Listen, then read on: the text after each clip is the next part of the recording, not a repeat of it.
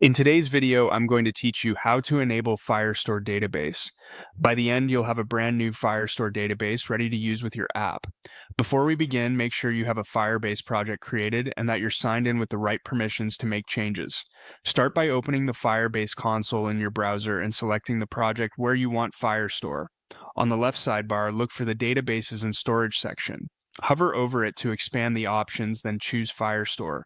This takes you to the Firestore area where you'll see a prompt to create a database if one isn't set up yet. Click Create Database.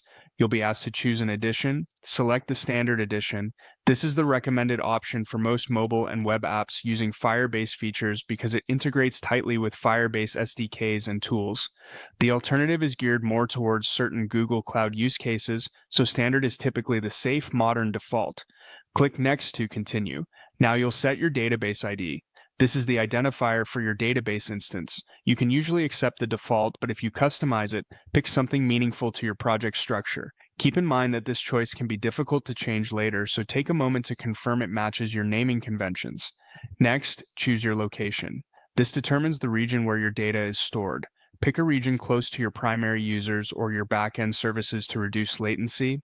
Also remember that moving regions after setup isn't straightforward, so choose carefully. Click Next. To proceed to configuration, here you'll decide how your security rules start out.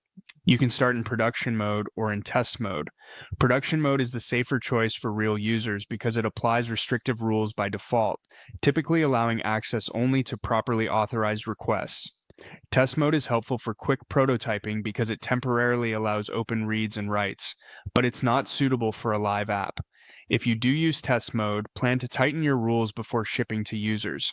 Once you've selected the mode that fits your situation, click Create. Firebase will provision the database, which may take a moment. When it finishes, you'll land in the Firestore console with your new database ready.